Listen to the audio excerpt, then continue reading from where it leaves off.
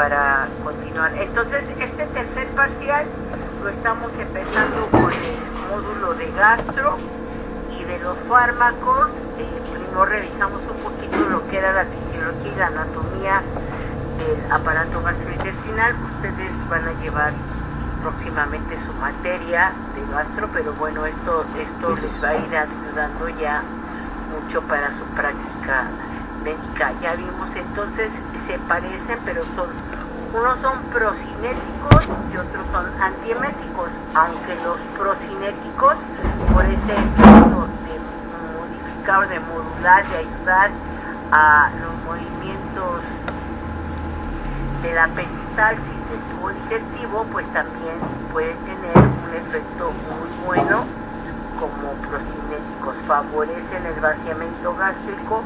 En ese sentido son antieméticos que ayudan a evitar el vómito con un efecto de favorecer el vaciamiento gástrico específicamente.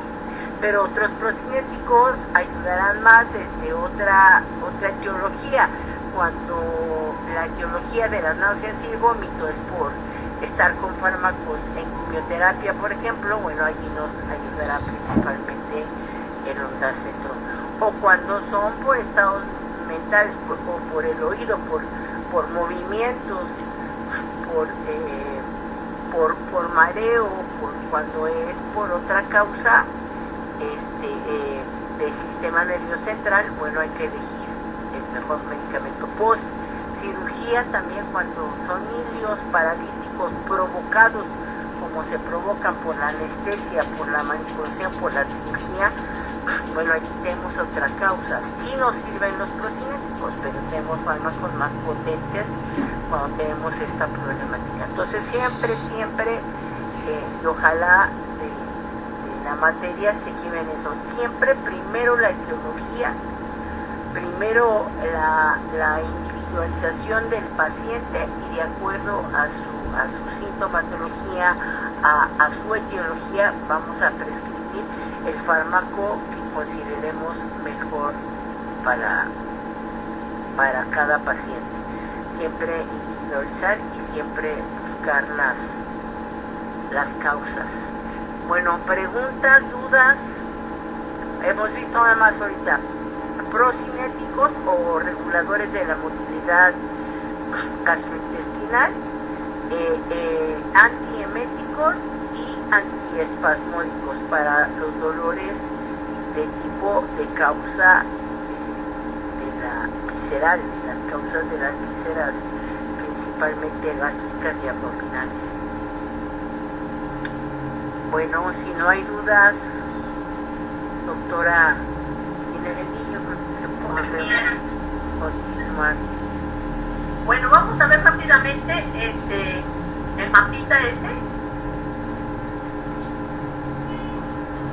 No estás compartiendo pantalla. Allá.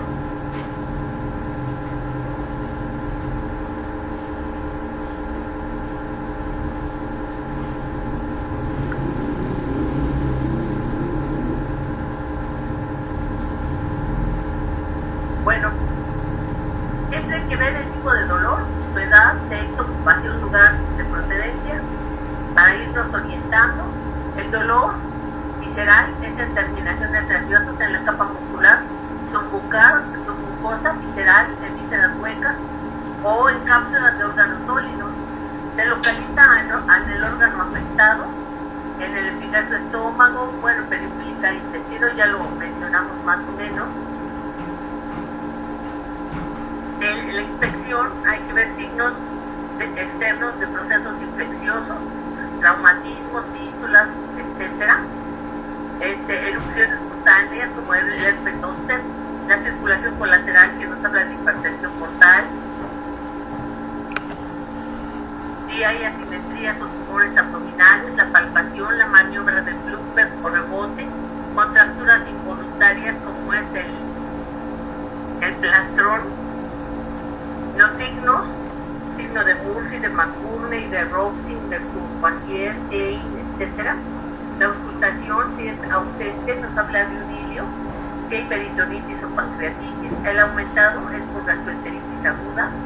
inicio de obstrucción intestinal, lo que se llama peristalsis de lucha, los ruidos aéreos o borborismos, que son ruidos de lucha cuando hay aire y líquido abundante en la luz intestinal. Si hay ruidos metálicos como una moneda, hay obstrucción intestinal avanzada. Si hay soplos en estenosis o en aneurismas de arterias abdominales de mayor calibre, la percusión, si se detecta normal o patidez, la presencia de aire en forma discreta en el resto del abdomen, en la obstrucción intestinal, la percusión va a ser fundamentalmente timpánica. No debemos olvidar cuya percusión renal, ¿verdad? Que es en la parte de atrás, vamos a ir bajando por el dorso y en el ángulo hepato, en el ángulo costodiafragmático, ahí es el Giordano. A la exploración, en el abdomen, la ocultación, la palpación, si hay normotermia, si hay bradicardia, nos habla de necrosis intestinal, hipotensión, taquicardia en un choque, en un estado de choque puede ser hemorrágico. Si no hay fiebre y hay aumento en la frecuencia cardíaca, apendicitis, colecistitis, obstrucción intestinal. Si hay hipotensión y obnubilación, más dolor de espalda, un aneurisma aórtico. Si hay hipotensión más fiebre ictericia o colangitis. Los síntomas asociados al dolor abdominal, como escalofrío, peritonitis, colangitis, náusea, vómito. Si hay baja de peso, si hay cuadro confusional, etcétera, todo lo que nos pueda dar la exploración física. La irradiación, aquí si la intensidad fue brusca, un embarazo, el mesenterio, vólulo del colon. El vólulo es la torsión del asa intestinal.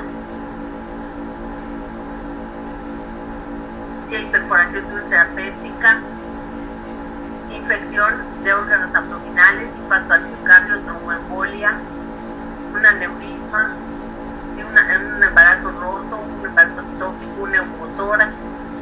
Si es rápida, una trombosis de arteria mesentérica, trombosis de arteria venosa de mesenteria, una vena mesentérica, una perforación de víscera hueca, estrangulación de víscera hueca, pancreatitis.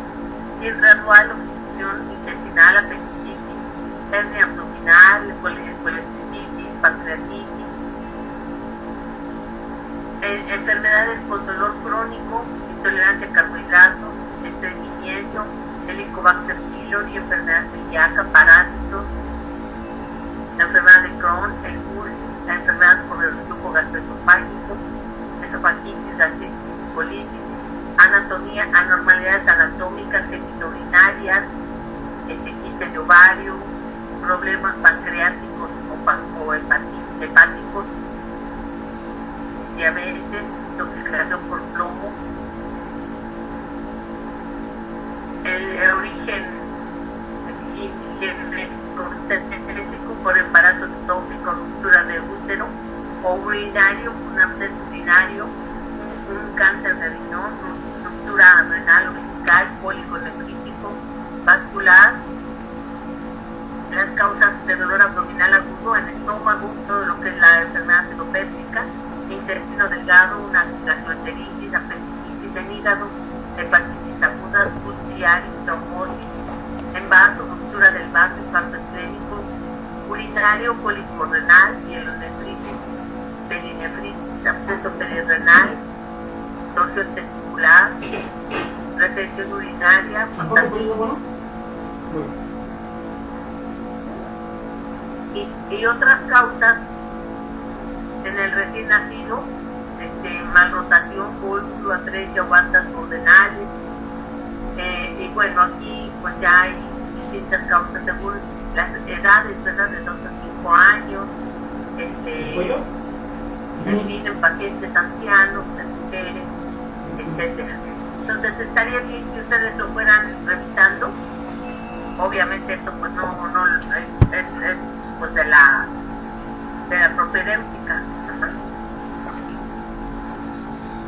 El dolor es un dolor abdominal, que es un dolor variable, que oscila entre un dolor sordo y urente hasta un dolor fónico. Frecuentemente se asocia a síntomas vegetativos, como palidez, diaforesis, sudoración, etc. El El referido es el dolor originado en una víscera que se percibe como si procediese de una zona localizada a distancia del órgano afectado. Y el dolor parietal es el dolor que se localiza exactamente en la zona estimulada, agravándose con la tos, la deambulación y la palpación de la zona afectada. Hay hiperalgesia y defensa muscular. Lo que mencionábamos que es el plastrón, es la defensa muscular, que ya es cuando participa el músculo estriado. O sea, tenemos, hagan de cuenta aquí, un problema en la víscera. Tenemos el peritoneo. Cuando tocamos el peritoneo visceral con el parietal y lo descomprimimos, ese es el rebote. Y cuando persiste este problema intestinal, inflamatorio, el músculo se va a contraer, ya eso se le llama el plastrón,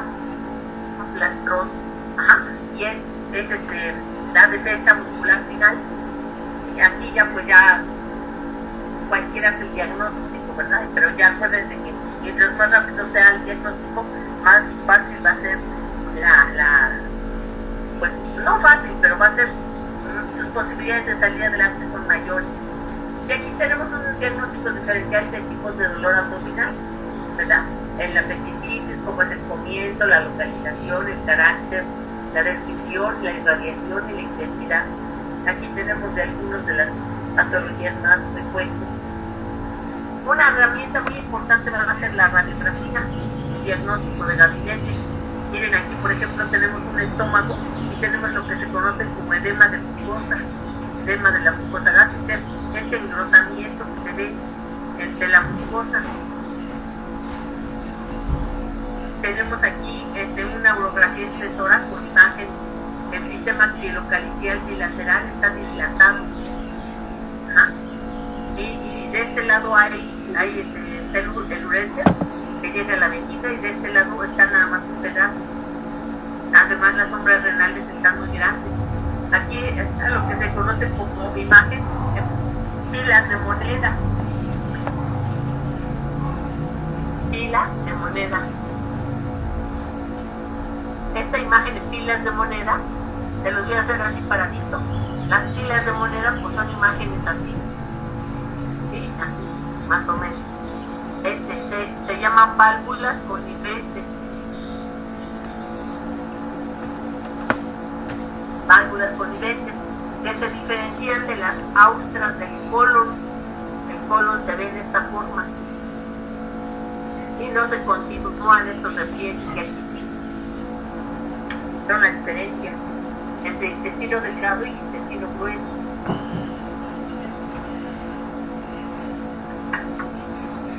Tenemos acá una hernia, ¿verdad? Una hernia gigante, umbilical. Y hay imágenes hidroaéreas y aquí un ultrasonido. Bueno, en cuanto a nuestro tema, los antiespasmódicos. Los antiespasmódicos se dividen en dos. Antiespasmódicos. Se dividen en antagonistas colinérgicos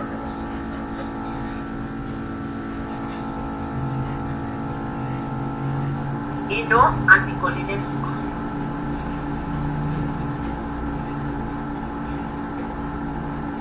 De los antagonistas colinérgicos tenemos los muscarínicos y los atropínicos.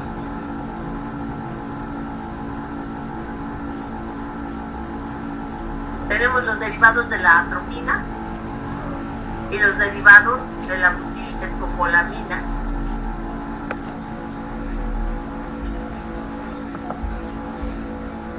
De la butilescopolamina. Dentro de los antagonistas derivados de la atropina tenemos los bloqueadores de músculo liso de las glándulas exócrinas. Van a dar disminución de la secreción salival y gástrica, o sea, todos los efectos contrarios al parasimpático. ¿Sí? Bloqueo del músculo liso, de las glándulas exócrinas, disminución de secreción salival y gástrica, disminución de tono muscular, de frecuencia y amplitud, y amplitud de contracciones, o sea, todo anticolinérgico. Y derivados de la butilescopolamina, que es la más usada, que es la butilgioxina, la metilescopolamina, la diciclomina, el bromuro de pinaverio y la octatropina. Vamos a anotarlos aquí, para que de estos hagan su resumen. Sí, de estos vamos a tener la metilescopolamina,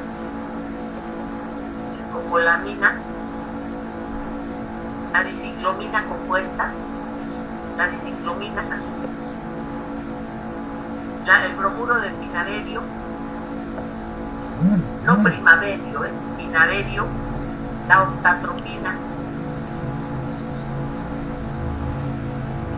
Todos tienen o atropina o diciclomina, ¿sí? Y tenemos de los no anticolinérgicos, tenemos los espasmolíticos que tienen acción directa, y de estos tenemos, como por ejemplo, los antagonistas del calcio. Tenemos a la drotaverina, el albaverine y el mebeverine. Tenemos a los derivados de la papaverina, que pueden tener un aire como la dipirona, o pueden tener atropina. Y tenemos a la trimebutina, que acabamos de ver, trimebutina. ¿Sí?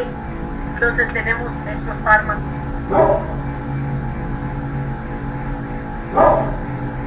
Entonces, de los más usados son los colinérgicos derivados de la butilescopina. Ajá. Entonces tenemos que los antihistamínicos pueden tener como fuente la atropina belladona y la natura estramonio. La atropina atropa belladona para la atropina y la natura estramonio para la butilescopina. ¿Sí? Es un éster o un ácido del ácido trópico o tropánico, que es la atropina, y de la iosina la escopina. La duración es más larga de la atropina y tiene más efecto sobre el corazón, bronquios e intestino, y la iosina es más corta, tiene más efecto en ojos y en glándulas. A nivel del sistema nervioso, la atropina excita y la iosina causa depresión. Aquí tenemos las dos flores. Entonces tenemos dentro de los anticolinérgicos, los de acción directa e indirecta, tenemos los antihistarínicos y antihiposínicos. Estos no se ocupan. De los antihistarínicos tenemos los naturales, la atropina y la escopolamina, y los antisintéticos derivados terciarios y cuaternarios. Entonces tenemos dentro de los antiespasmódicos los alcaloides naturales y los antisintéticos. De los naturales, la atropina, la iosina, la escopolamina, que también viene el glutata, que fue aislada y descrita por el químico alemán Ladenburg en 1880. El alcaloide tropánico es metabolito de varias plantas, de la belladona, belenio, yosiamus, estramonio, datura estromonio, escopolia, mandrágora, etc. A pocas dosis se usan para el tratamiento para la cinetosis, no es el mejor. Para cólicos, y a dosis altas pueden causar delirio, psicosis, estupor y muerte por parálisis del músculo liso. La dosis letal es entre 2 y 4 miligramos. Las acciones van a dar disminución de tono, de amplitud de la peristalsis, de la vejiga, del uréter, constipación, tiene efecto antiespasmódico en vías biliares, broncodilata, acuérdense del bromuro de ipatrón. Acuérdense que no son específicos, todos son derivados inespecíficos, o sea, no selectivos. Puede dar midriasis, taquicardia y Los antiespasmódicos, de estos que mencionábamos, de estos derivados de la butilescopolamina, tenemos la triciclomina, la propantelina y el pipentolato y la butiliosina. Y dentro de los semisintéticos tenemos los antiespasmódicos cuaternarios, que es la propantelina, el pipentolato, el glucoquinolato, y los terciarios, triciclomina, pirenzepina, y los bésicos selectivos, la oxitocina, la buxate, tolteronina, para el Parkinson, ¿verdad? El piperidal y el dioxetiltriexenfenidil. Y los sintéticos, entonces, son naturales, sintéticos y sintéticos. Tenemos los midriáticos, los antiespasmódicos, los antiparkinson y los selectivos para la vejiga. Entonces, son aminas terciarias como la diciclomina, la iosamina, y cuaternarias como el glucoquinolato y la metascopolamina. No cruzan la barrera hematoencefálica, dan menos mareos o molestia intraducida. Y se dan al inicio del dolor o antes de las comidas para disminuir el dolor y la urgencia para evacuar en el síndrome de intestino irritable, ¿sí? Cuando hay un reflejo gastrocólico excesivo. Y los anticolinéticos, la diciclomina, se puede dar para niños, tienen tienen cápsulas y en ampolletas, y el glucoquinolato en tabletas. La metascopolamina se puede dar preprandial, el simetropio antimuscarínico efectivo en síndrome del intestino irritable, el otilinio, que es uno muy bueno, antimuscarínico que bloquea conductos de calcio, y receptores NK2 de neurosilina para el síndrome del intestino irritable, la madeberidina, que es un derivado de la hidroxibenzamida, efecto directo en músculo liso, bloqueando conductos de potasio, sodio y calcio, y también como antiespasmódico en síndrome de intestino irritable. Y bueno, aquí tendríamos todo el resumen de los antiespasmódicos: la butiliosina, la diciclomina, el quinaverio, la metapipelita, la meberidina y la tripeptina. Acuérdense que cuando en un cólico, por ejemplo, ya teniendo el cólico bien establecido, bien estudiado, ya supimos que el padecimiento no es quirúrgico, o si es quirúrgico ya fue valorado por el cirujano y ya fue aceptado para cirugía, entonces podemos iniciar con un analgésico. Sí, siempre vamos a poner en el hospital, podemos poner una solución glucosada al 5%, y podemos poner ya sean 250 mililitros o hasta 500 mililitros, y ya a esta solución vamos a agregar una ampolleta de butiliosina,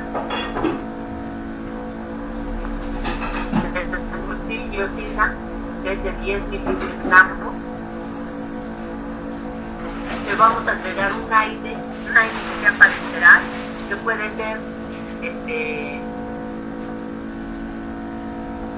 ser ya sea la dipirona, o puede ser clorixilato de lisina, o puede ser el ketorolato.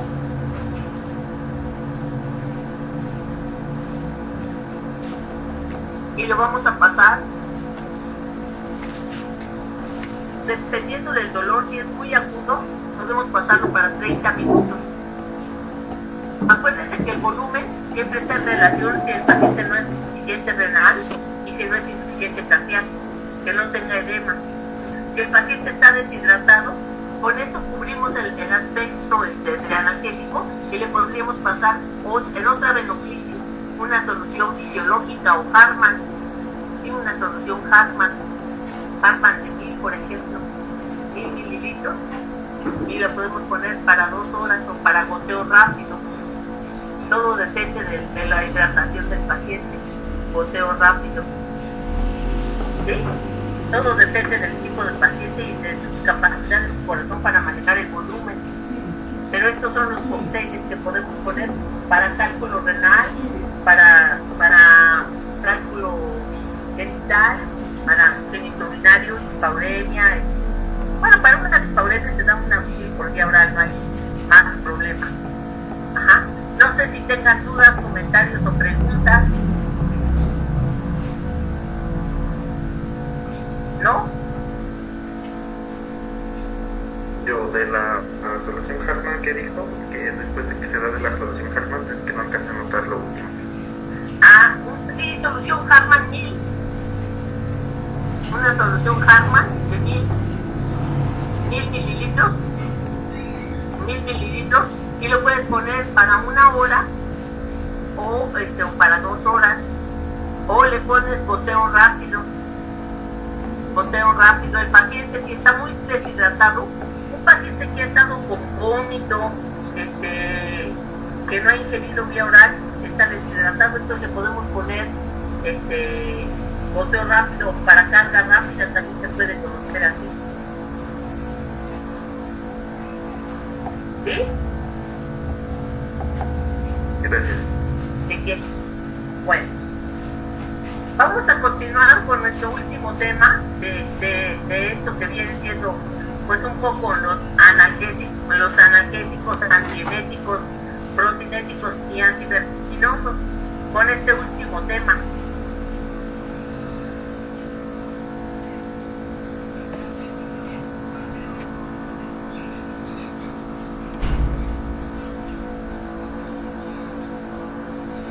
Bueno, aquí tenemos una pausa clínica. Tenemos 2 pacientes. Tenemos a Rocío, de 55 años, que consulta por tener episodios en que siente que todo a su alrededor se mueve. Comienza súbitamente, dura pocas horas, se acompaña de acúfenos e hipoacusia del oído izquierdo. Como antecedentes personales patológicos, sin datos patológicos. A la exploración física tiene nistagmo horizontal. Nistagmo, acuérdense ustedes que así más o menos. ¿Sí? Es el movimiento, puede ser horizontal o puede ser vertical de los ojos. Puede ser transitorio o puede ser crónico, puede ser provocado. O sea, cuando yo hago así la cabeza de mi paciente, me hago así de esta forma, eso es estímulo para que se presente el nistagmo, o puede ser espontáneo, o sea, sin provocado. Ajá. Entonces ella tiene nistagmo horizontal, y si es el diagnóstico de vértigo central o periférico. La triada clásica del síndrome de Meniere es vértigo, tinnitus y pérdida de la voz. Ella tiene hipoacusia del oído izquierdo y acúfenos. Y el vértigo. Y luego tenemos a un paciente que es de 70 años, que es Bonifacio, que tiene hiperlipidemia e hipertensión arterial. Es traído por su hijo porque hace 1 hora sintió que la habitación se movía. Presentó disartria y diplopia. A la exploración física presenta nistagmo vertical y se le diagnostica vértigo central por la edad. Tiene como antecedentes personales patológicos y tiene nistagmo vertical. Se le realiza o se le pide una resonancia magnética cerebral para verificar si hay signos de enfermedad vascular cerebral o un tumor. Bueno, entonces lo más importante es diferenciar entre vértigo y mareo, síncope y presíncope. Vértigo es la ilusión de movimiento propio. Ahí la persona es la que está mareada, la que se mueve. Ajá. Mareo es una ilusión de movimiento del entorno. Síncope es la sensación de desmayo. Y frecuentemente su etiología es de tipo cardiovascular, por algún bloqueo, por alguna bradicardia, etc. Y presíncope es la sensación de estar desequilibrado, sin sensación de que el entorno se mueva. Entonces, el vértigo es un desajuste entre síntomas sensoriales, como es la vista, la propiocepción y el sistema vestibular, aquí tenemos el sistema vestibular, el aparato vestibular. Si se acuerdan ustedes, está formado de 3 conductos semicirculares, en los cuales va a circular la endolinfa. Tenemos aquí las vellosidades y aquí está la endolinfa, y la endolinfa circula y se mueve, y entonces eso va a estimular a las vellosidades, y ya va a salir el nervio para el nervio vestibular, para darnos la posición. Ajá. Tenemos estos 3 conductos semicirculares, van a drenar en lo que se conoce como el utrículo. Ajá. Y del utrículo pasa al sacro. Este sería el aparato vestibular. Y bueno, ya tenemos nosotros la cóclea. Entonces, el vértigo periférico se debe a este aparato vestibular y el vértigo central al tronco encefálico y al cerebelo. Entonces, díganme si no está padre esta foto, ¿verdad? Está padre, sí nos da la sensación de que se mueve todo, ¿verdad? Está muy bonita. Entonces, vértigo es la sensación de falta de estabilidad o de ubicación en el espacio. Tiene un carácter rotatorio. Se puede acompañar de manifestaciones vegetativas como náusea, vómito o sudoración. Es un síntoma en un 10% de incidencia, más frecuente en la mujer que en el hombre, y aumenta con la edad. Es incapacitante y tiene múltiples etiologías. Hay 2 tipos de vértigos, el central y el periférico. Entonces tenemos el vértigo central, vértigo central y periférico.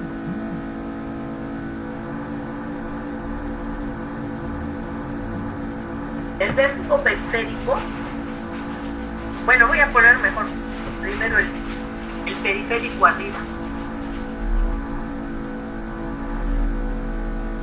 El periférico es un 80% de los casos y el central es un 20%. Es un 20%.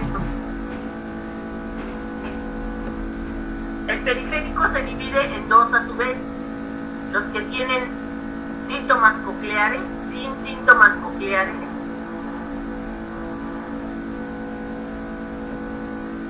y con síntoma coclear.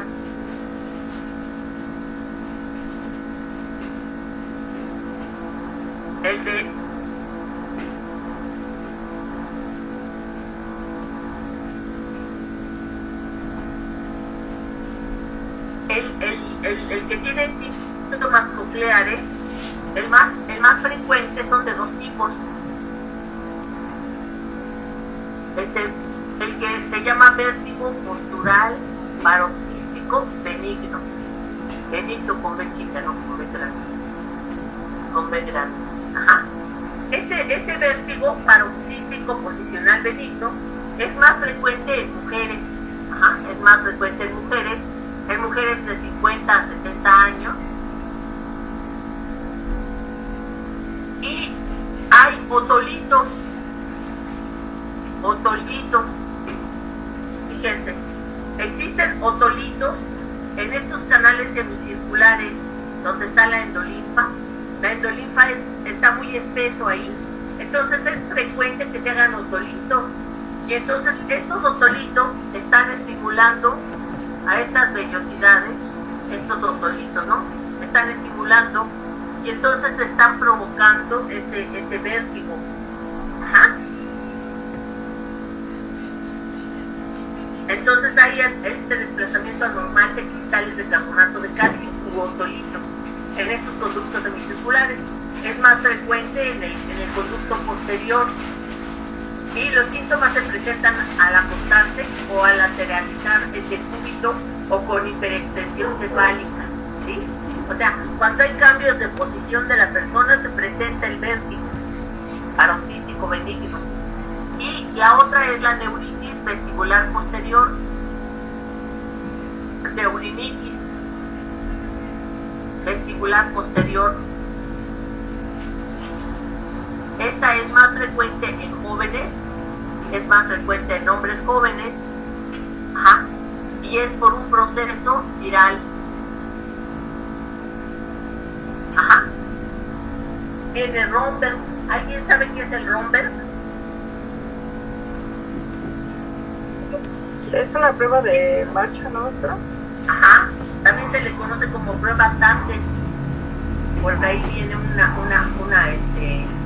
miren, el Romberg se pone al paciente con sus dos pies juntos, se le pide que ponga las manos al frente y la cabeza echada atrás, y el médico lo detiene, ajá, por si acaso se cae.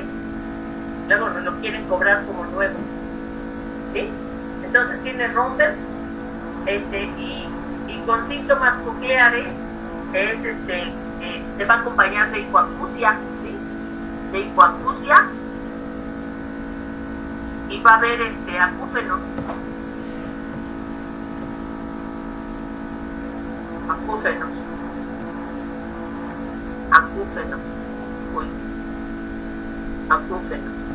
Y las etiologías son la meningitis, enfermedad de Meniere, la meningitis, síndrome de Meniere y neurinoma. Un neurinoma es un tumor del nervio auditivo, del octavo par, y puede ser por fármaco. Esos son los que son el vértigo periférico, que es más de un 80%. La mayor parte van a ser vértigo postural benigno. Y el vértigo, y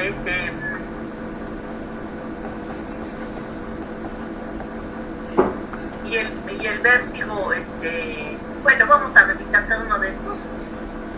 El vértigo postural es la más común, y es debido a, miren, aquí están las piedritas en la endolinfa.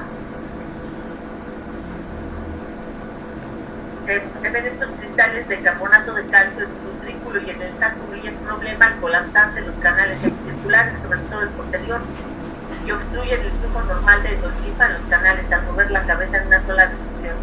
Causan turbulencia como un río tranquilo.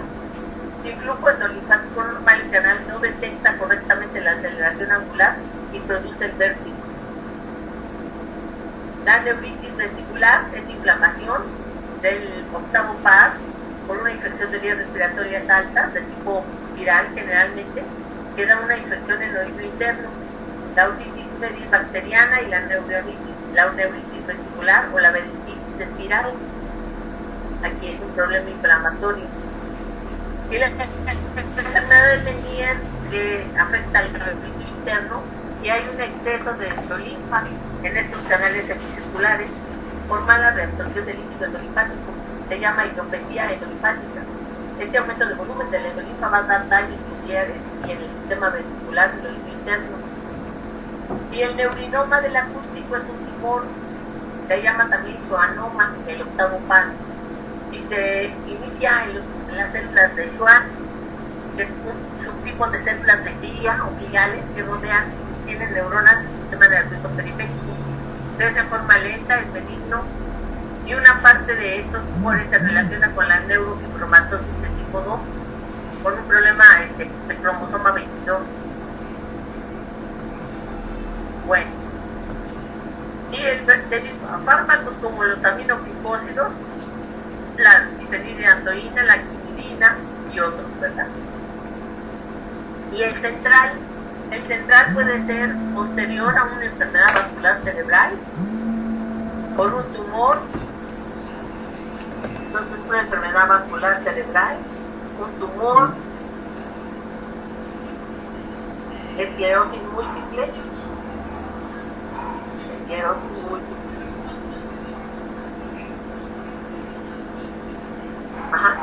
En la enfermedad vascular cerebral, del problema isquémico o una insuficiencia de la arteria vertebrovascular en el polígono de Willis, si se acuerdan ustedes.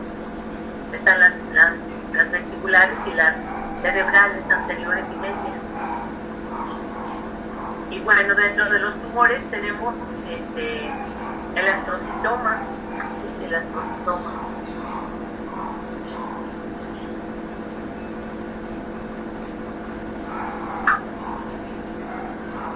El central, que es un 20%, afecta estructuras del tronco y del encéfalo, cerebelo y corteza. El tragual es una sensación menos intensa con síntomas no provocados por cambios de la postura. O sea, aquí eran posturales, acá no son posturales. No se acompaña de náusea, vómito o diaporesis. Puede ser una enfermedad vascular cerebral vértebro-basilar, esclerosis múltiple, migraña, epilepsia del lóbulo temporal o tumores cerebelosos. Bueno, en todos hay que hacer una exploración. Está el reflejo óculo vestibular, a donde movemos, a donde nos hablan, movemos los ojos y la cabeza. El nistagmo evocado ponemos una pluma, ¿verdad? Y el paciente la sigue. Y simplemente con esto ya vamos a tener que va a haber el nistagmo. La prueba de Romer que ya les explicaba, y la marcha tándem, que es que camine el paciente un pie atrás del otro por una sola línea, y el paciente no lo puede hacer. Entonces, ¿qué tenemos? Aquí hay algunas tablas que ponen para ver si es central o es periférico. Esto para que ustedes lo revisen. Esto pues ya lo vimos más o menos, ¿verdad? Aquí miren si hay la gravedad, el patrón, aumento por la postura de movimiento, náuseas, nistagmo, fatiga de los síntomas, pérdida auditiva, tímpano normal o anormal, síntomas, ¿verdad? El Romer y otros tipos de reflejos, los nistagmos. Y vamos a hablar de los fármacos, los antivertiginosos.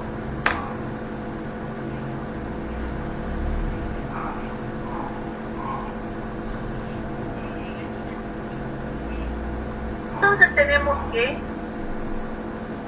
para tratamiento, sobre todo para el vértigo postural benigno, para este vértigo postural benigno, que es el más frecuente, es un porcentaje muy importante.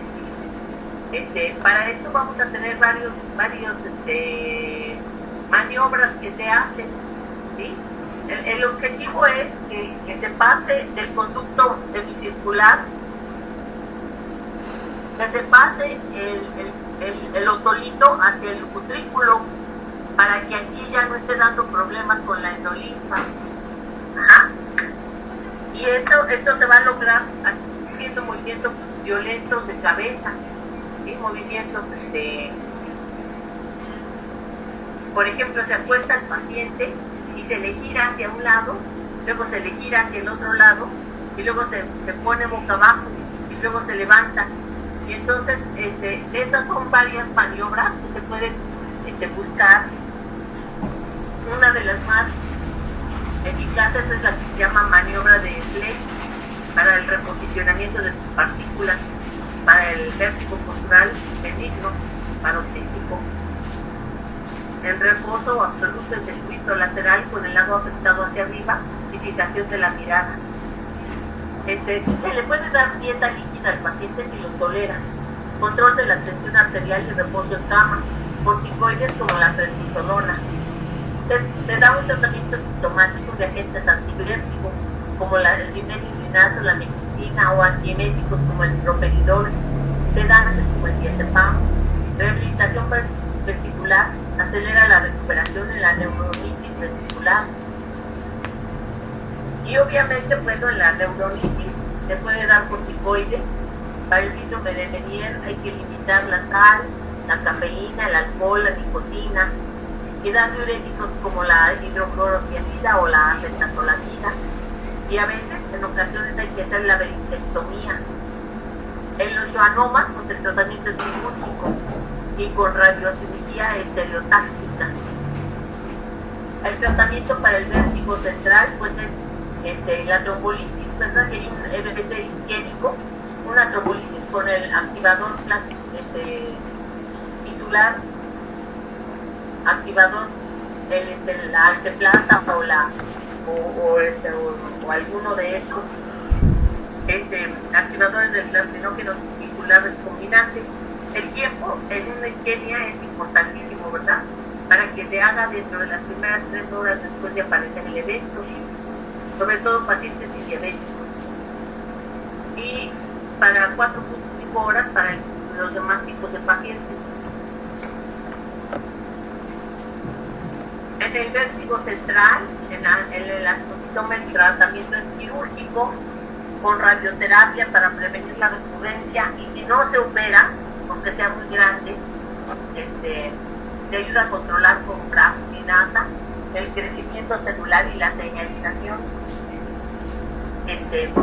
Otros fármacos son el verafenib, drabafenib y el corafenib, que son anticuerpos monoclonales.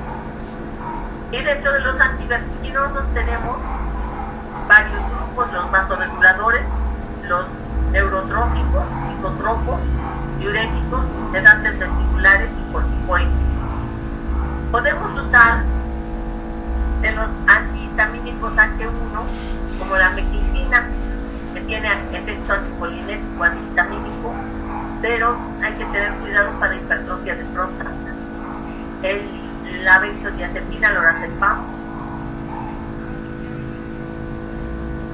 la amitriptilina a dosis alta, el parches de transdermoscop de diosina, que va a dar efectos atropínicos como ojos y boca seca y retención urinaria. Y vamos a hablar especialmente del bifenidol, que es uno de los mejores frenadores laberínticos, así se le conoce.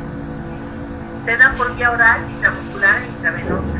Tienen tabletas de 25 miligramos o ampolletas de 40 miligramos, y la dosis es o tableta o ampolleta cada 8 horas. Se usa para cuando hay náusea, vómito y vértigo, para cinetosis, para el vértigo y antiemético. Actúa de forma selectiva sobre el aparato vestibular, disminuye la estimulación vulvar y inhibe la zona desencadenante vulvar y mioreceptora. Tiene como efectos adversos cefalea, somnolencia, visión borrosa, infertilidad, cansancio, insomnio, resequedad de boca y urticaria. Raro, puede dar alucinaciones, desorientación y confusión. Estaría contraindicada en hipersensibilidad y en enfermedad obstructiva gastrointestinal o urinaria, en insuficiencia renal crónica, en hipotensión, glaucoma y embarazo. Entonces es un fármaco de origen antimuscarínico o anticolinérgico. El tratamiento en la fase de este medicamento, tanto del trastorno vértigo del Meniere y en la irritación endonuclear, en la fase aguda se puede usar etilperacina, 6.5 miligramos o sulfirida o diazepam. En la intercrisis, que puede durar entre 1 a 3 meses, la hidroclorotiazida, 50 miligramos, asociada a amilorida, a ginkgo biloba o a beta-histamina. En los vértigos refractarios, la laringectomía, sobre todo cuando hay pérdida de la audición, la descompresión de saco en buena audición y la sección del nervio vestibular si falla la descompresión. El vértigo posicional vascular, se puede dar el ginkgo biloba, el nimodipino, que es un bloqueador de canales de calcio, y control de la tensión arterial.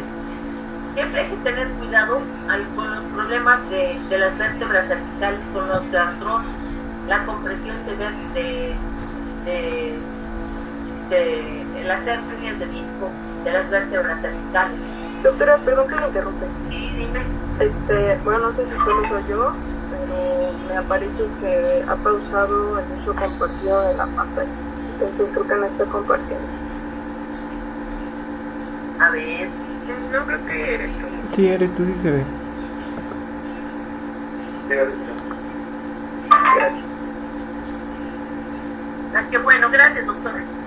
Bueno, entonces tenemos para los vértigos el limodipino, les decía, para los posicionales vasculares, se puede dar el ginkgo biloba o nimodipino o ácido acetil salicílico y siempre el control de la presión arterial, ¿verdad? Y entonces no hay anemia o arritmias o problemas de las vértebras cervicales, las hernias de disco que les decía yo. Y en los vértigos posicionales pololitiásicos o de los vértigos paroxísticos benignos, la maniobra de Blake y otras maniobras, ¿sí? También hay que ver si no hay problema del maxilar superior, ¿verdad? De la articulación atlanto-occipital. Migraña vascular, se puede dar tratamiento de prevención con flunaricina de 5 a 10 miligramos y tratamiento ocasional con dihidroergotamina, que al final pues es una migraña, ¿sí? O solmitriptán. Para vértigos inmunomediados, la prednisolona, y para vértigos por tumor del conducto auditivo interno, la cirugía, la radiación y observación. Entonces aquí tenemos un mapa de los antivertiginosos. No sé si ustedes tuvieran algún comentario o alguna pregunta.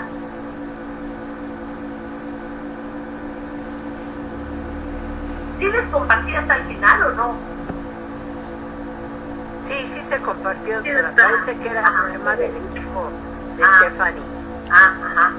Entonces aquí tienen que diferenciar, a veces en el vértigo también hay náuseas y puede haber vómitos, pero aquí la causa es otra, o sea, hay que, como les decía la doctora, hay que distinguir si es un vértigo central o si es un vértigo periférico para evaluar un poquito la gravedad de las manifestaciones de esto. Si alguien ha sentido en algún momento de su vida un vértigo o conoce a alguien, es espantoso, es incapacitante.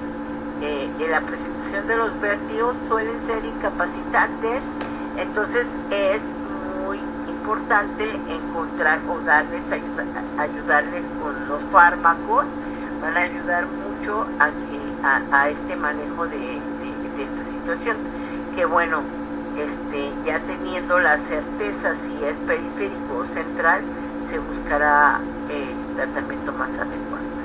Entonces está dentro de esto. No siempre los vértigos, más bien no son de causa gastrointestinal, entonces sí lo ponemos aquí y se revisa aquí, porque muchas veces este vértigo se presenta también con náuseas y con vómitos, pero el origen no es del tubo digestivo, sino puede ser del sistema nervioso central o del oído, ¿no? Que es menos grave. Entonces, siempre otra vez como mira las etiologías. Gracias, doctora. Yo creo que podemos continuar. Yo creo que parece sí se compartió la pantalla. Bueno, ahorita ya no está, pero sí estaba No, pues ya no, ahorita ya no estamos compartiendo. Bueno, entonces, llevamos vistos los procinéticos.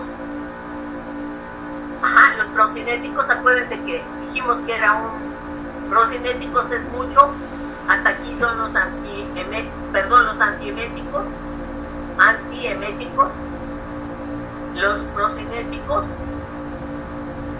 y estos serían los antivertiginosos, ¿sí? Todos están incluidos, ¿sí? Nada más que obvio, cada uno tiene su etiología, su indicación precisa, ¿verdad? Muy bien. Entonces vamos a empezar a ver un tema muy bonito que es sobre la enfermedad acidopéptica.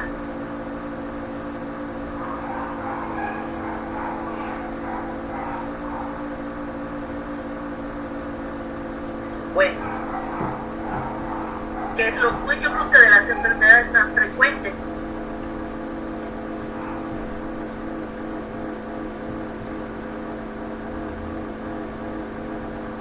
Y vamos a dejar unos momentitos para hablar de la tablita de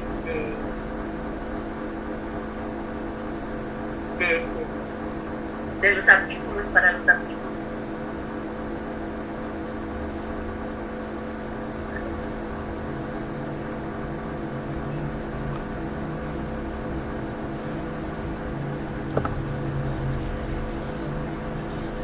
Bueno, entonces vamos a empezar hablando de los protectores de la mucosa gástrica.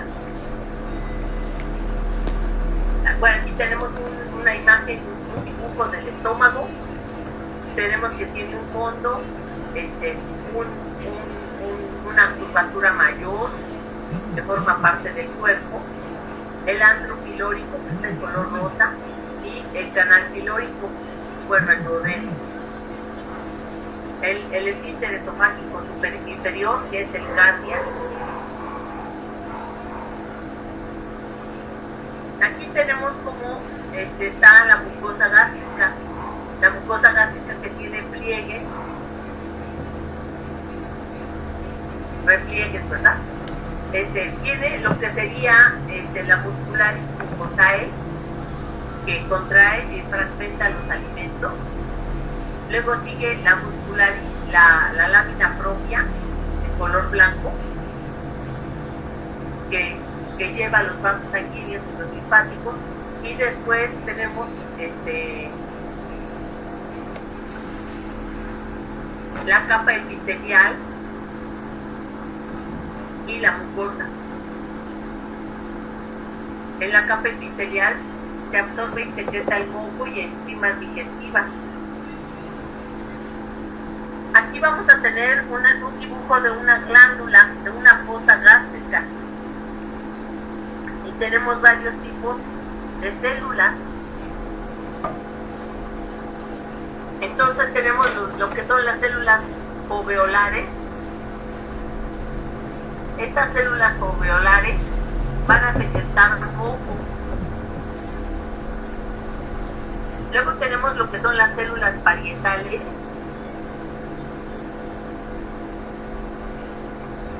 que van a producir el ácido clorhídrico. Luego tenemos las células principales.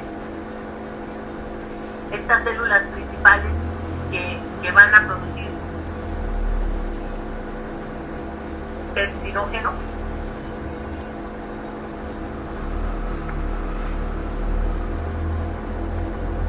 Y tenemos a las células G,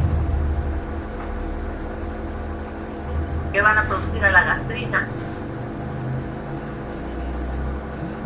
Entonces tenemos que estas células foveolares que están van a ser lo que van a producir el moco.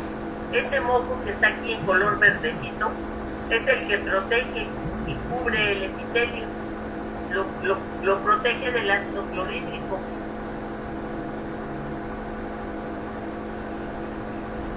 Aquí está un esquema de una célula principal, de una célula parietal, perdón. Esta célula parietal que produce el ácido clorhídrico, que tiene a su vez 3 receptores.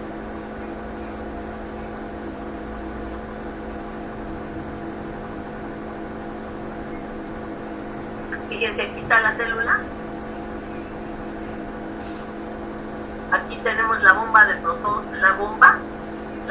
protones para producir el ácido clorhídrico. Y tenemos 3 tipos de receptores. El receptor muscarínico, que es activado por la acetilcolina. Tenemos el receptor H2, que es activado por la histamina. Y tenemos el receptor de gastrina. Este receptor de gastrina, que a su vez es estimulado por la comida. Y tenemos aquí la célula, el mastocito. El mastocito. Este mastocito, que a su vez es estimulado por la acetilcolina, que va a producir la histamina, y también es estimulado por la gastrina. Y el nervio vago, que va a estimular a la producción de acetilcolina. Entonces, como ven ustedes, esta célula va a ser la que va a producir este ácido clorhídrico, pero pues en respuesta a 3 tipos de estímulos, ¿sí? Al receptor de atropina, el receptor de acetilcolina que produce estímulo en el receptor, y que a su vez también estimula al mastocito para que produzca histamina, la histamina que estimula al receptor H2, y la comida que estimula la gastrina, la producción de gastrina, y a su vez al mastocito. O sea, el mastocito va a tener acción de influencia de los dos receptores muscarínico y de gastrina. ¿Sí? Bueno, vamos a hablar un poquito de las defensas gástricas contra el ácido clorhídrico. Fíjense ustedes cómo está este dibujito. Tenemos hasta aquí abajo el capilar donde está el hidrógeno y está el bicarbonato. Tenemos el líquido intersticial, luego tenemos aquí las células de la mucosa superficiales, las uniones estrechas, y luego tenemos aquí el moco, en este moco que está en color azul, que hay mucho bicarbonato, y luego viene el verde en donde está el hidrógeno. Entonces, la concentración de hidrógeno exige mecanismos de defensa. Estos mecanismos de defensa que protejan tanto a esófago como a estómago. La principal defensa del esófago es el esfínter esofágico inferior, que va a evitar que haya reflujo de estómago hacia esófago. El estómago se va a proteger por el flujo sanguíneo. Este flujo sanguíneo, la actividad metabólica y las necesidades de oxígeno. El moco protege a las células epiteliales, atrapando al bicarbonato secretado en la superficie. El moco va a formar un gel insoluble que va a revestir la superficie mucosa del estómago, haciendo lenta la difusión de iones y evitando daño en la mucosa por la pepsina.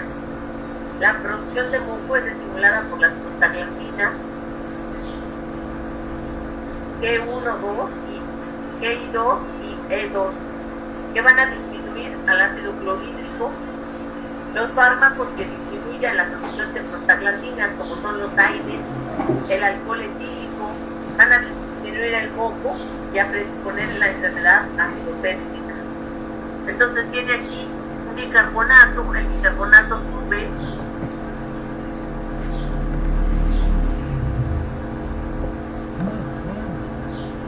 y el hidrógeno desciende hasta el vaso. Entonces, ¿cómo se da la producción ácida?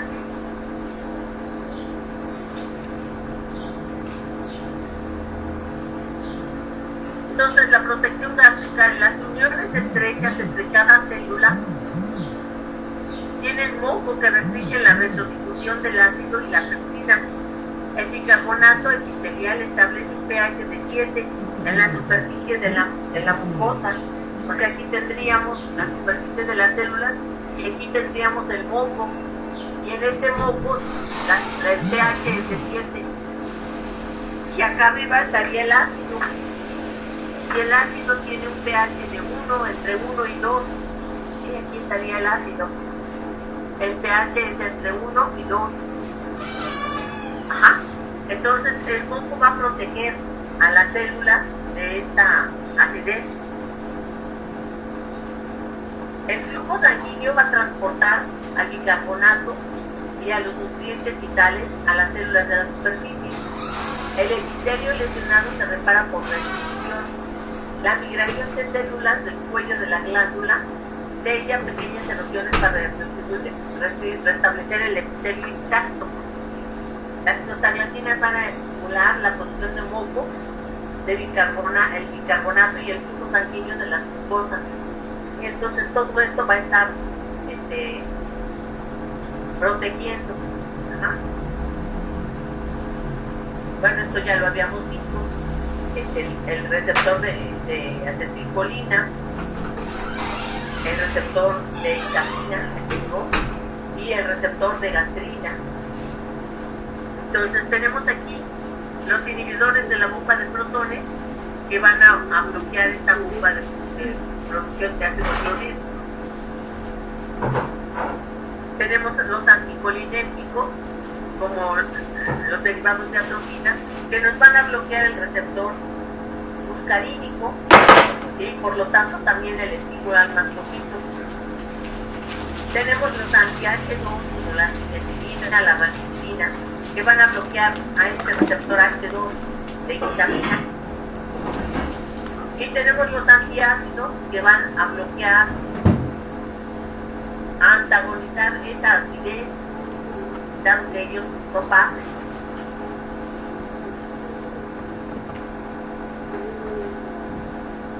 Entonces vamos a empezar viendo lo que es el sucralfato. Sería el primer fármaco que vamos a ver como protector de la mucosa gástrica.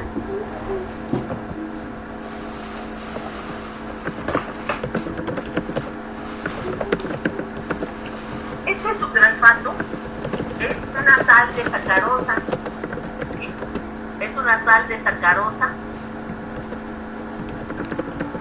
al que se le agrega un hidróxido, y esto va a formar una pasta viscosa, y esta pasta viscosa al entrar al tubo digestivo va a sellar las úlceras. Si tuviéramos, por ejemplo, así el estómago y tuviéramos aquí un boquetón, una úlcera, lo que hace el sucralfato es ponerle un tapón aquí, ¿sí? Se adhiere, y entonces por un lado permite que se cicatrice esta úlcera, y por otro lado evita que este ácido clorhídrico penetre al interior de la úlcera y la siga lastimando, ¿sí? Se hagan de cuenta como si fuera un chicle, una masa viscosa, pegajosa, que tiene afinidad para sellar las úlceras. Ajá. Entonces esta pasta viscosa se adhiere a úlceras y dura durante 6 horas. Tiene un efecto trófico y citoprotector. Se absorbe menos de un 3%. Se excreta en las heces. Este sulfato de sacarosa tiene una carga negativa que se va a unir a la carga positiva en la base de la úlcera. O sea, aquí la úlcera tiene una carga positiva. Hagan de cuenta aquí una úlcera tiene una carga positiva, y el sucralfato se va a pegar aquí y tiene carga negativa. Entonces ella causa o promueve o forma una barrera física que va a disminuir el daño cáustico, y también estimula la producción de prostaglandinas y de bicarbonato. La dosis es la de 1 gramo cada 4 durante 4 días, 1 hora, un gramo 4 veces al día, 1 hora antes de las comidas. En suspensión se puede dar, aparte de tableta y suspensión, se da por sonda nasogástrica en pacientes que tienen sangrado del tubo digestivo alto, en pacientes críticos que están en las unidades de terapia. Se usa para prevenir úlceras de estrés. Ahorita vamos a hablar un poquito más adelante de las úlceras de estrés, pero les voy a ir mencionando por lo pronto. Una persona, por ejemplo, un paciente quemado, no una quemadura de pequeña, ¿verdad? De que me quemé con la estufa, no. Un paciente quemado que tenga más de un 30% de su superficie corporal quemada. Son pacientes muy graves que tengan quemadura de segundo o de tercer grado. Ajá. La de primer grado es nada más la quemadura solar, la de segundo grado es la formación de ampolla, y la de tercer grado es pérdida de la sustancia, o sea, pérdida de piel, a veces se da hasta músculo o hasta hueso. Ajá. Y se va a manejar por porcentajes. Entonces, estos pacientes quemados por el dolor y por el estrés, más el estrés, van a generar lo que se llaman úlceras de estrés o de Curly, úlceras de Curly. Ajá.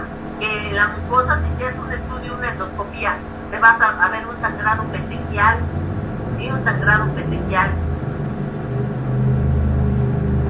Entonces, a los pacientes hospitalizados, en unidades de terapia, pacientes que están, pues casi a todos los pacientes se les va a poner un protector de la mucosa gástrica, como el omeprazol o como la ranitidina. Ajá. Entonces, bueno, para prevenir estas úlceras de estrés en pacientes que pueden desarrollar gastropatía por AINES, en úlcera péptica,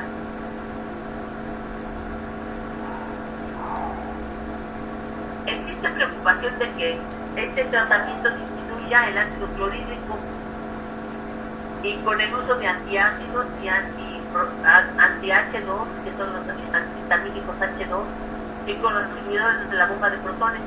Y por esto se aumenta el riesgo de neumonía, sobre todo neumonías de etiología nosocomial o intrahospitalaria. Este fármaco no es superior a los anti-H2 o a los inhibidores de la bomba de protones, pero es un tratamiento auxiliar, el sucralfato.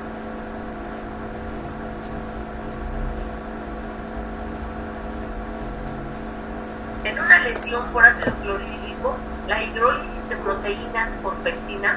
¿Saben ustedes para qué sirve el ácido clorhídrico y la pepsina?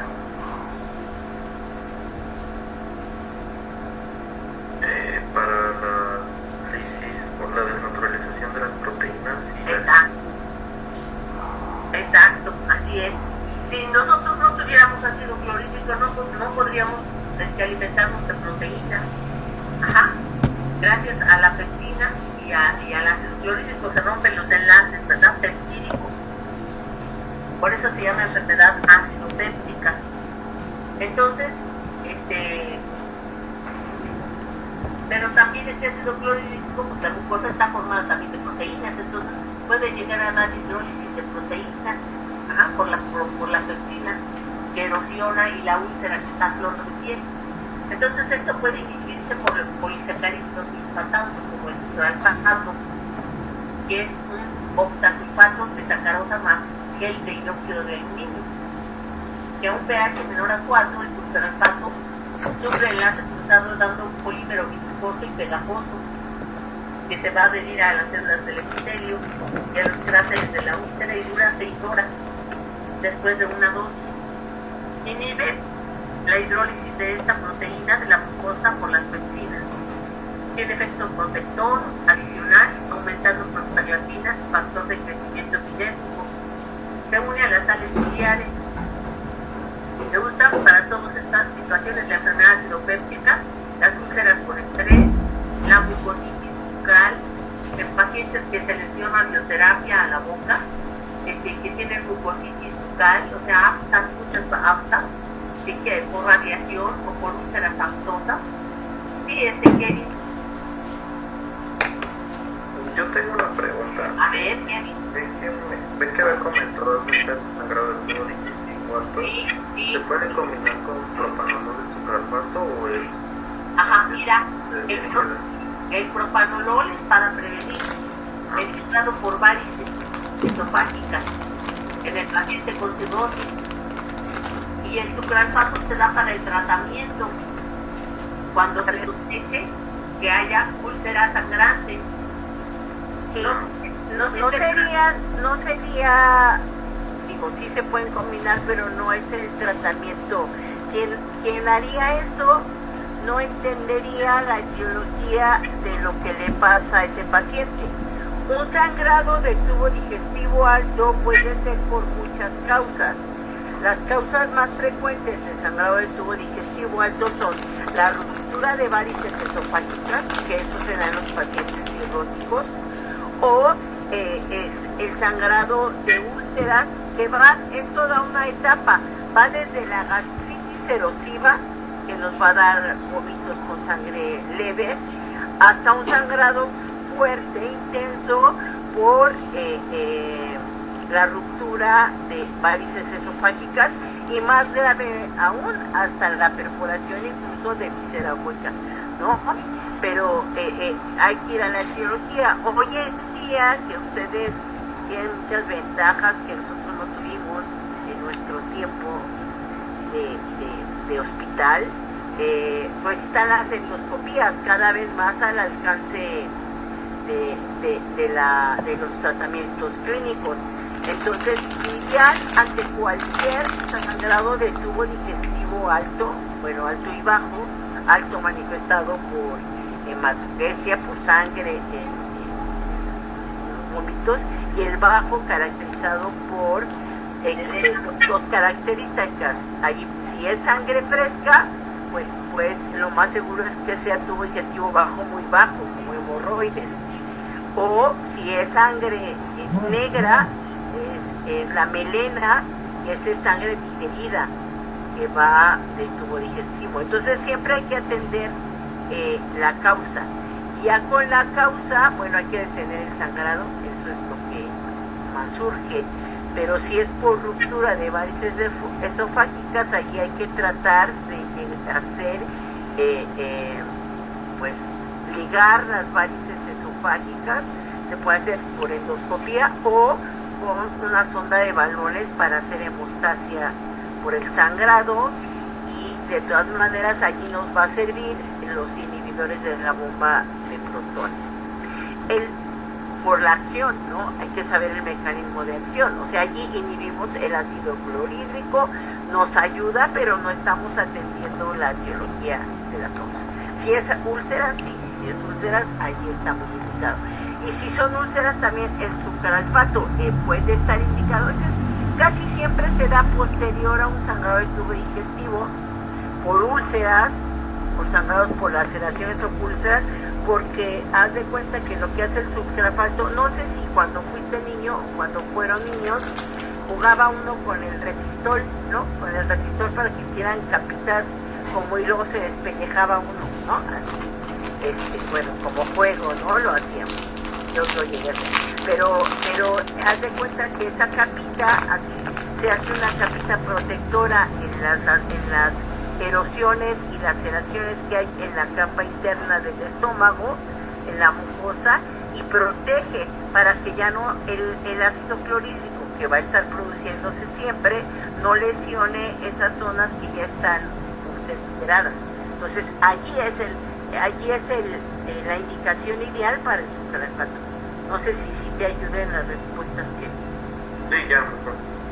Y esta también, y ahora una de las causas que hace ratito comentabas y preguntabas de la gastritis nerviosa, que decíamos que es más bien enfermedad acidopéptica por estrés, ¿no? Lo que va a provocar, ¿cuál es lo que causa?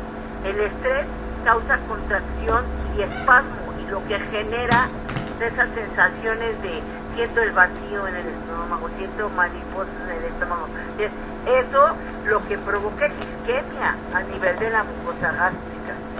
Provoca isquemia y luego puede generar ulceraciones desde leves hasta graves. Entonces allí está más indicado el manejo de la enfermedad. ¿Sí? Jocelyn. Bueno, yo quería comentar algo sobre el sucralfato, porque de hecho cuando a los perritos les da parvovirus, les destruye lo que es la mucosa gástrica, y ese es uno de los medicamentos que ocupan para recubrir todo el tracto digestivo. Sí, es muy bueno el sucralfato, de hecho es muy bueno, y lo hay incluso desde presentaciones en suspensión y en tabletas, ¿no? En comprimido. Y es muy bueno, pero cuando estas son las condiciones, cuando la causa es ulceraciones o sangrados de la mucosa gástrica, cuando es esa causa, están indicados. Muchas gracias, Denisa, eso es bueno saberlo. Casi en veterinaria muchos de los mismos fármacos se utilizan, pero hay algunos que no, ¿no? Por ejemplo, el naproxeno en los perritos puede causarles enterocolitis necrosante. Sí, y enterocolitis necrosante y varias cosas. Entonces, bueno, siempre hay que consultar a los veterinarios. Bueno, no sé si hay alguna otra pregunta o comentario en relación a esto. Bueno, pues vamos a continuar, doctora. Muy bien, doctora Reyes. Bueno, entonces este medicamento, que es realmente muy bueno, decíamos que se adhiere a las células, ¿verdad? Y lo protege durante 6 horas, inhibe la hidrólisis de las proteínas de la mucosa por pepsinas y tiene efecto citoprotector aumentando prostaglandinas, efecto factor de crecimiento y se une a las sales biliares. Y se va a usar para todo esto, ¿verdad? Bueno, ya habíamos visto que la enfermedad acidopéptica, las úlceras por estrés, la mucositis, cuando en la boca hay muchas aftas, y ya sea por radiación o úlceras aftosa, en gastropatía por reflujo biliar, en enema rectal, cuando un paciente no se puede o se le da radioterapia a la próstata. Muchas veces los pacientes no desean operarse, sobre todo pacientes pues ya que tienen un cáncer prostático avanzado, entonces se les da como medida paliativa una radioterapia a través del recto, entonces pues, desarrollan bronquitis y úlceras rectales solitarias, entonces se les puede poner por enema rectal, esofragmato. También es activado por el ácido al tomar con el estómago vacío 1 hora antes de comer. Entonces, evitar antiácidos los primeros 30 minutos. Y ya habíamos mencionado que es la dosis de 1 gramo cada 6 horas para una úlcera duodenal activa y cada 12 horas para mantenimiento. Como efectos secundarios puede tener constipación, debe de evitarse insuficiencia renal crónica porque aumenta la absorción de aluminio. Por la capa viscosa disminuye la absorción de dicetilhidratoína, de digoxina, de ketoconazol, de fluoroquinolonas. Se pueden tomar 2 horas después de otros medicamentos. Y por su carácter pegajoso del gel, puede dar quistes besoares cuando hay gastroparesia subyacente. Quistes besoares son como el siguiente, es como esta imagen, son sustancias que no son, que no se digieren. Por ejemplo, hay gente que se traga los pelos, que come pelos o que come globos o chicles o sustancias que cuando son en alguna cantidad se llama así quiste besoar y a veces llega a dar oclusión intestinal y es necesario meterlo a quirófano. Se llaman quistes besoares y si le ponemos una sustancia pegajosa como es el sucralfato, pues se favorece más que si haya una obstrucción. Entonces, bueno, vamos a ver luego al misoprostol. El misoprostol, ¿se acuerdan que ya habíamos mencionado al misoprostol? Lo mencionamos junto con mifepristona. ¿Se acuerdan que es un antiprogestágeno? ¿Sí se acuerdan? La mifepristona. El misoprostol es un análogo de prostaglandina. Dice prostaglandina E1.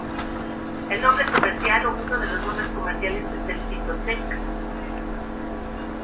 Fue fabricado para cuidar la mucosa gástrica, ¿sí? Como análogo de prostaglandinas. Se absorbe de forma rápida, se metaboliza en ácido libre activo, su vida media es de 30 minutos y se puede dar de 3 a 4 por día.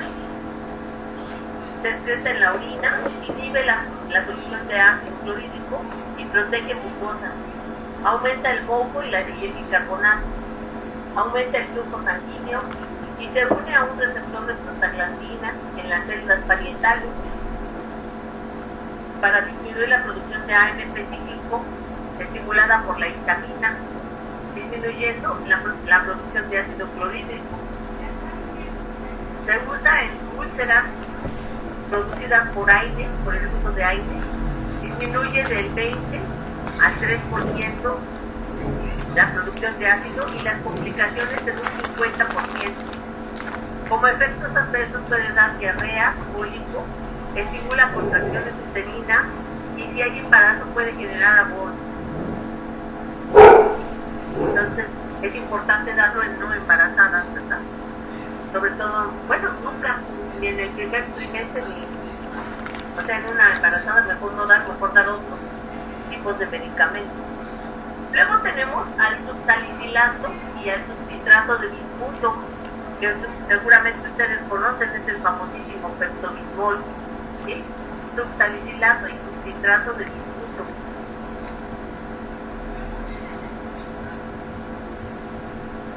Estos son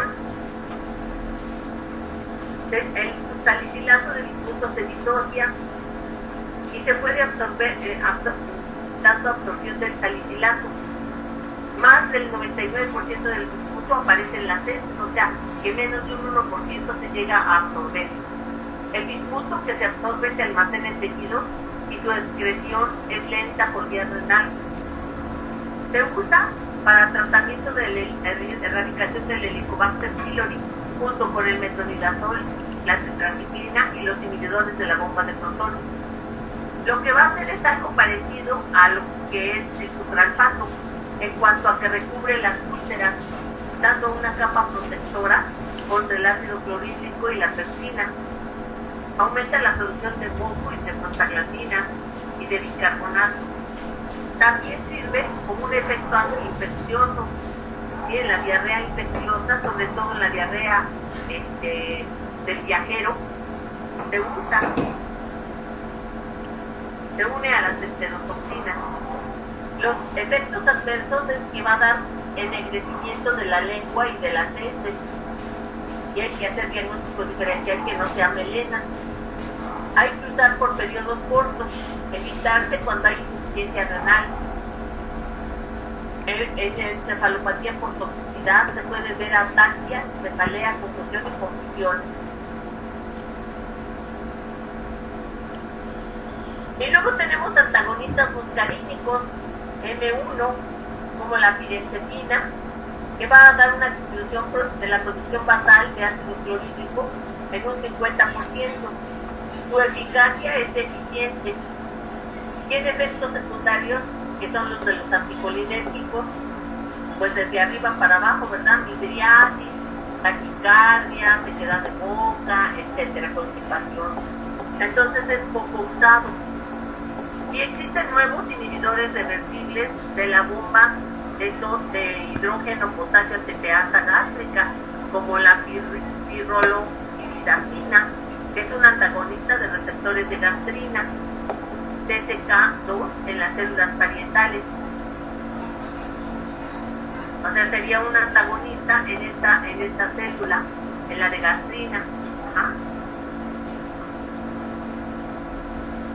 La ribamicina. Tendremos, bueno, entonces la pirrolopipidacina, antagonista de receptores de gastrina. Luego tenemos la ribamicina. Esta es un citoprotector que aumenta también la producción de prostaglandinas, tiene un efecto antioxidante. El EKB aumenta prostaglandina, E2 y I2 y sirve para el tratamiento de la úlcera. Hay que darlo posterior al tratamiento de erradicación del Helicobacter. La carbenoxolona es antiinflamatorio y citoprotector, que aumenta el nivel de prostaglandinas, citoprotectoras y estimula la producción de moco a nivel local. También tiene propiedades detergentes y antimicrobianas. Entonces, estos serían otros nuevos fármacos para el tratamiento.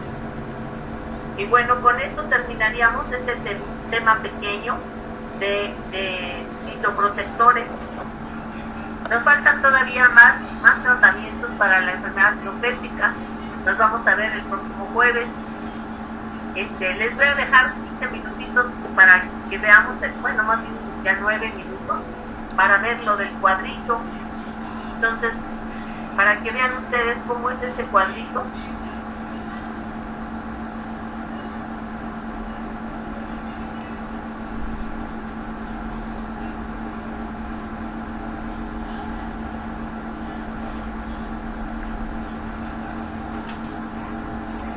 Entonces, miren, este cuadrito yo se los voy a mandar. Este cuadrito tiene varias columnas, es lo que van a llenar ustedes. Aquí tenemos la primera columna, el autor, la revista, el país y el año.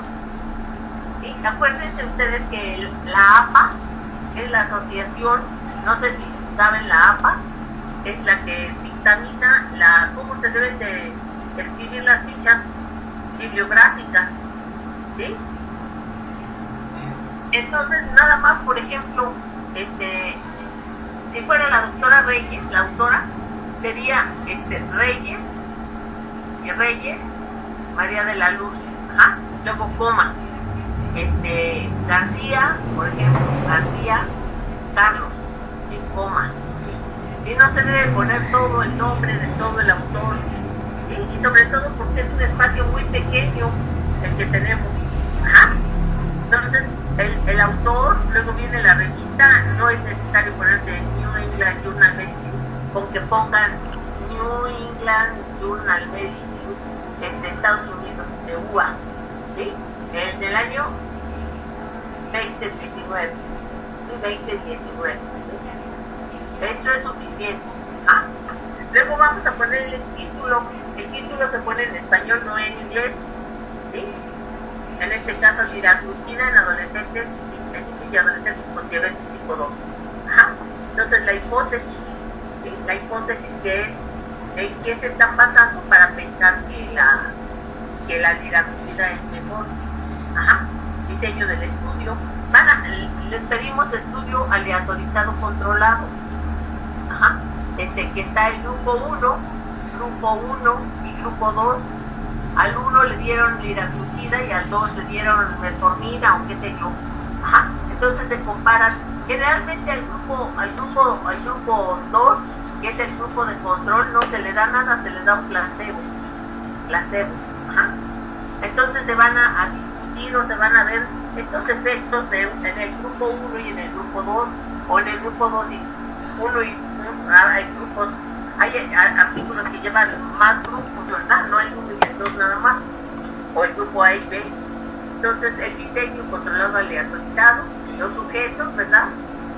Los pacientes, qué tanta cantidad de pacientes y cómo fue que formaron los grupos. Ajá. Miren, por ejemplo, aquí de 10 a 17 años, se puede abreviar todo esto, ¿verdad? 10-17 años, aleatorizados, en 1 a 1, para liraglutida subcutánea o placebo, ¿sí? Por 26 semanas. Ajá. Y bueno, ahí ya todo lo del tratamiento. Luego, método de análisis, las características, ajá.